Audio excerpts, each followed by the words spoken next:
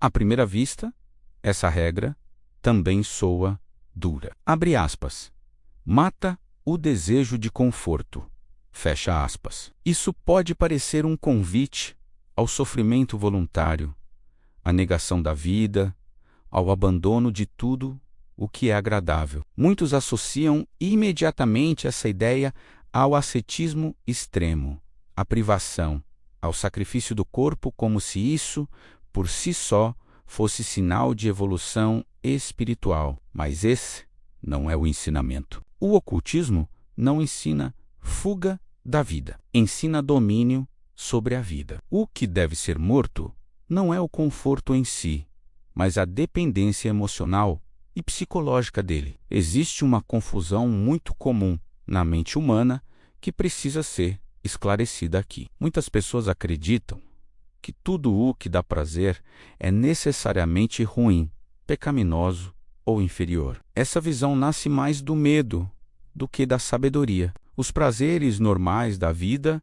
não são erros da criação. Eles existem porque fazem parte da experiência humana. Comer, descansar, sentir conforto, apreciar beleza, usufruir de qualidade e bem-estar não são problemas. O problema começa quando o ser humano deixa de ser senhor dessas coisas e passa a ser escravo delas. Quando o conforto se torna condição para a paz interior, algo se perde. Quando o bem-estar se torna requisito para o equilíbrio, a liberdade diminui. Matar o desejo de conforto significa recuperar o governo sobre si mesmo. O texto deixa claro que o ocultismo não prega o ascetismo como fuga. Fugir do mundo não resolve o apego ao mundo, apenas o esconde temporariamente. Quem foge das coisas agradáveis por medo delas,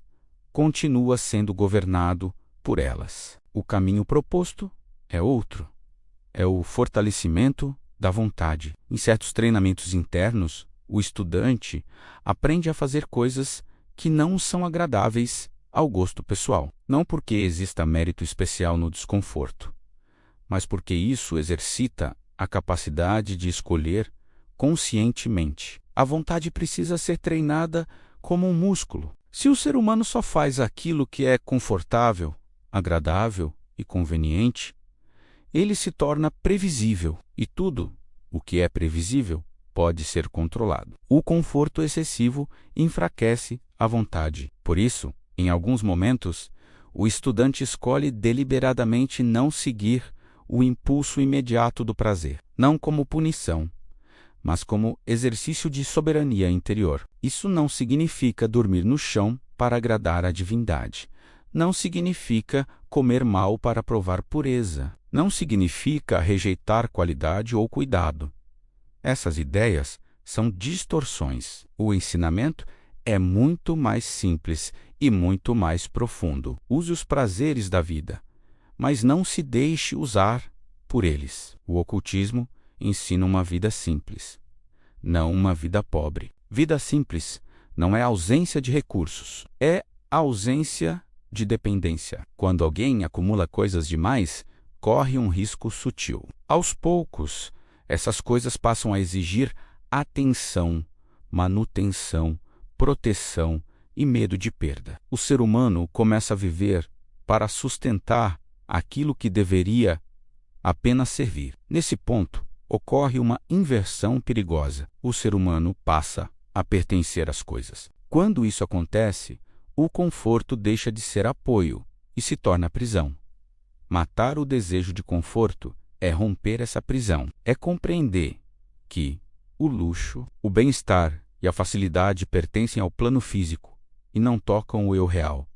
Eles não acrescentam nada essencial à consciência. Podem tornar a experiência mais agradável, mas não mais verdadeira. O ser humano adiantado entende isso com clareza. Ele pode usar o conforto quando necessário, pode participar do jogo social, pode desfrutar de boa qualidade, beleza e cuidado, mas nunca se engana achando que isso é fonte de felicidade. Ele usa o conforto como instrumento, nunca como identidade.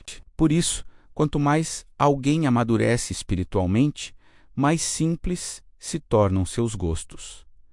Não por desprezo, mas por lucidez. A ostentação perde o sentido. A exibição perde o encanto. O excesso se torna desnecessário. Não porque essas coisas sejam proibidas, mas porque deixam de ser atraentes. A verdadeira felicidade não vem de fora. Ela nasce de um centro que não depende das circunstâncias. Quando o ser humano descobre isso, algo muda radicalmente. Ele não precisa mais garantir conforto para se sentir seguro. Ele não precisa controlar o ambiente para manter a paz. Ele se adapta com facilidade, porque a sua estabilidade não está nas coisas, mas em si mesmo. Esse é o ponto central do ensinamento. Enquanto o conforto governa, a consciência é frágil. Quando a consciência governa, o conforto perde o poder. Isso não significa viver em desconforto constante. Significa não negociar a própria integridade por conveniência. Quantas vezes alguém permanece em situações incoerentes apenas porque são confortáveis? Quantas vezes aceita injustiças, silencia verdades, adia mudanças e sufoca a própria consciência para não perder segurança material, status ou comodidade? Esse é o preço oculto do desejo de conforto. Ele paralisa o crescimento. O ensinamento nos convida a uma pergunta honesta: quem está no comando da minha vida? Minha consciência ou meu conforto? Quando o ser humano mata esse desejo excessivo, ele se torna leve. Ele pode ter ou não ter, pode ganhar ou perder, pode desfrutar ou abrir mão sem colapsar internamente. Ele passa a viver com liberdade, e essa liberdade não vem da negação do mundo, mas do desapego interior. O ser humano livre não rejeita o prazer, mas não depende dele. Não foge do conforto, mas não se curva a ele. Não despreza a matéria, mas não se confunde com ela. Esse é o equilíbrio que o texto aponta. Não se trata de endurecer a vida. Trata-se de libertar a consciência. Quando o desejo de conforto morre, nasce algo muito mais valioso: a capacidade de permanecer inteiro em qualquer circunstância. E essa é uma das marcas silenciosas de quem realmente avança no caminho. Se você está curtindo esse estudo, deixe seu like, nos siga e compartilhe esse material com seus amigos. E nos sigam nas redes também para fortalecer o nosso trabalho, através dos links que estão na descrição do vídeo. Até a próxima!